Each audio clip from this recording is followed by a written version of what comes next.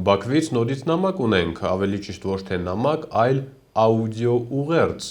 Արցախի նախկին արտգործնախարար Դավիթ Բաբայանը Բաքվի բանտից աուդիո ուղերձ է հաղել, այն լրատվամիջոցներին փոխանցել է Բաբայանի ընտանիքը։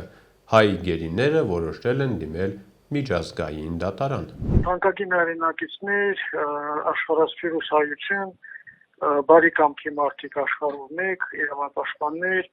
մարդու իրավունքների պաշտպաններ, լրագրողներ։ Ստիպված դիմում եմ ձեզ, քանի որ այլ ընտրանք պարզապես չունեմ։ Դուք գիտեք, որ մենք արդեն 3 տարի այստեղ ենք, դատական գործընթացներ են գնում, եւ այլ իհարկե մեծ խախտումներով, բայց վերջի այդ խախտումներին գումարվել է եւս մեկը։ Անհետացել են իմ այստեղ ուրեմն վերաքննիչ դատարան ուղղված նամակ բողոքներից, որպեսզի նաև վերաքննիչ դատարանում վերանայվի այս գործը։ Իսկ մենք դուք գիտեք, որ ուզում ենք դիմենք միջազգային դատարան։ Բացի դրանից մեկուսարանից տեղափոխվելու ժամանակ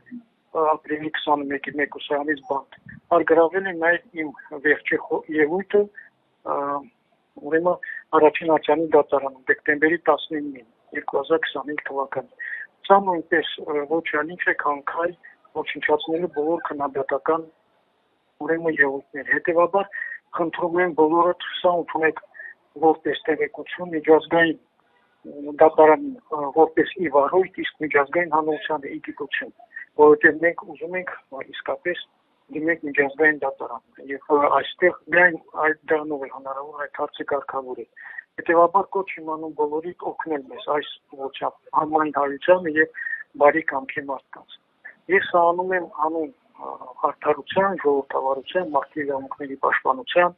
անուն իսկական խաղաղության։ Պարոն Բաբայանի աուդիո ուղերձը բավական երկար է, այնպես որ կարող ենք մի քանի դրվագի առանձին անդրադառնալ։ Արցախի նախկին արտգործնախարարի գնահատականը հստակ է, Բաքվում կայացածը ոչ թե դատավարություն էր, այլ էթնոքաղաքական վենդետա, ասել է Բաբայանը, ընդ որում այդ վենդետայի ընթացքում Բաքվում երբեմն անգամ զավեշտ տալի ծայրահեղությունների մեջ են ընկնում։ Պարզվում է Դավիթ Բաբայանին փորձել են մեղադրել այս անգամ 1990-ականների պատերազմին մասնակցելու, ադրբեջանցիներին տանջամահ անելու համար։ Անգամ վկաներ են գտել, հավատացեք, մի խոսքով ավելի լավ է լսեք։ Բոլոր փաստարկները շինչուին փուչիկ են, շատ թույլ են, չեք պատկերացնում։ Եվ այս դատավարությունը ոչ թե դատավարություն է, սա էթնոքաղաքական վենդետա է, էթնոքաղաքական լինչ է ուղղված մեր ժողովրդի անցյալին, ներկայի եւ ապագայի։ Այնքան էին շատ այդ չարաշահումները, այդ խախտումները, որ նույնիսկ որոշ փաստաբաններ դա մասին նշել են, հայտնելով, որ ժամանակը կգա իրենց համար ամոթ կլինի այդ բոլոր ուրեմն խախտումների համար։ Այնուհետև շատ հետաքրքիր է այսպես կոչված վկանների բարձաբանումները։ Մի վկա, որ ինձ առաջինը ճանաչեց ճակետներում, դա այն էր, որ նա ինձ ասեց, որ դու Վիտալի Բալասանյանն ես, քեզ լավ հիշում եմ, ծեծում էր ինձ, խոշտանգում էր, այնուհետև բոլորը ասեցին, որ նա այլ մարդ է, բայց սա չէր հանգստանում։ Իմ ուրեմն պաշտպանս ասեց, որ նա ինքը չի, սա իրեն անպատվեց հայ համարից, հետո տեսավ, որ իրավիճակը բարձրացել է, սկսեց ինչ-որ սիմուլյանտություն անել։ Մյուսը, որ ինձ ճանաչեց էլի ճակետներում, մի մարդ է, որ ասում է, որ ես իրեն խոշտանգում էի 1994 թվականի ձմռան։ Եվ ասում է, չես փոխվել առհասարակ, հասակը 2 մետր նույնն է, ուրեմն ոսկե գույն մորուքով, բեխերով եւ մազերով ոչ մի ձևով չես փոխվել։ Դա ասում է, որ իրեն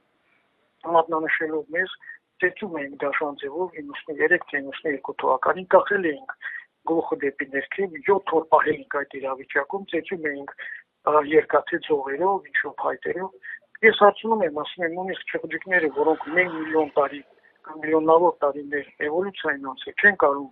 ամբողջ օրը 7 օր իրար հետևից կախված մնալ։ Ո՞նց ես դու կախված մնացել։ Հասկանում եք, նման բաները նորմալ դատարանում պետք է առնվազն 3 ուրեմն պատասխան տրվի դրանց։ Կամ այդ մարդիկ պետք է ներողություն խնդրեն, կամ նրանց նկատմամբ պետք է փոխհակամություն անել բժշկական միգուցե ինչ-որ խնդիրներ ունեն, կամ պետք է որպես զրպարտություն համարեն եւ դատի տան։ Բաքվում գտնվող հայ գերիների կողմից հնչեցվող ուղերձների թեման ինքնին հետաքրքիր երանգներ է ստանում։ Սկսենք նրանից, որ այսօր փաստացի ոչ մի միջազգային կառույց Ադրբեջանում էլ պաշտոնապես ներգրավված չէ հայ գերիների հարցերի մեջ։ Ադրբեջանում Կարմիր խաչի միջազգային կոմիտեի գրասենյակի փակումից հետո, իսկ դա ամիսներ առաջ էր, հայ գերիների ու հայ հասարակության միջև միակ միջնորդը մնացել է պաշտոնական Բաքուն, այսինքն այն, ինչ այսօր մենք ստանում ենք Բաքվում գտնվող մեր հայրենակիցներից, բազմակի անգամ ստուգված, վերստուգված է Բաքվի կողմից։ Այդ դեպքում ինչու է Բաքուն շահագրգռված, որ այդ ուղերձները հնչեն եւ այդ ուղերձները հնչեն այսօր։ Եվ Դավիթ Բաբայանի, եւ ավելի վաղ մեզ ասած Դավիթ Իշխանյանի, եւ դրանից առաջ բազմիցս մեզ ասած Ռուբեն Վարդանյանի ուղերձներում կան Բաքվին հղված որոշակի քննադատական խոսքեր։ Հիմա մտածում եք Բաքվում հայերեն հասկացող մարդ չկա ու չգիտեն, թե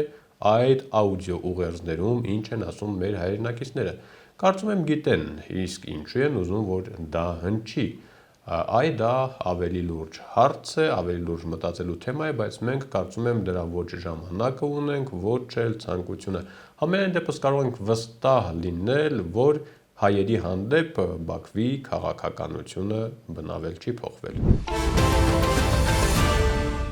Որ հայերի հանդեպ Ադրբեջանի քաղաքականությունը չի փոխվել, հերթական անգամ համոզվեցինք վերջերս։ Ստեփանակերտի դպրոցներից մեկն է վանդալիզմի զոհ դարձել, քանդվել է համար 7 դպրոցի շենքի այն հատվածը,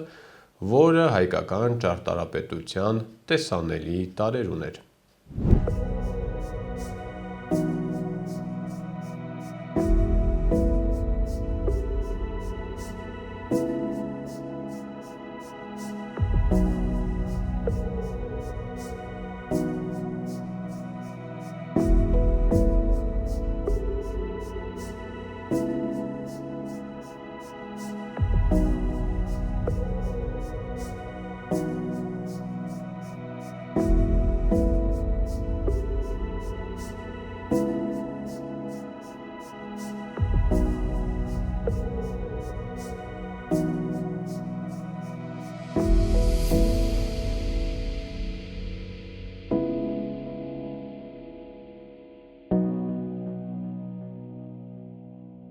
Արցախի Վաղուհազ գյուղում էլ գերեզմաններ են պղծվել։ Արցախի մշակութային ժառանգության օմբուդսմեն, ազգային պատմամշակութային հասարակական կազմակերպության փոխնախագահ Հովիկ Ավանեսովն է ահազանգում։ Սա սովորական վանդալիզմ չէ, այլ էթնիկ ատելության վրա հիմնված կանխամտածված գործողություն, գրել է Հովիկ Ավանեսովը։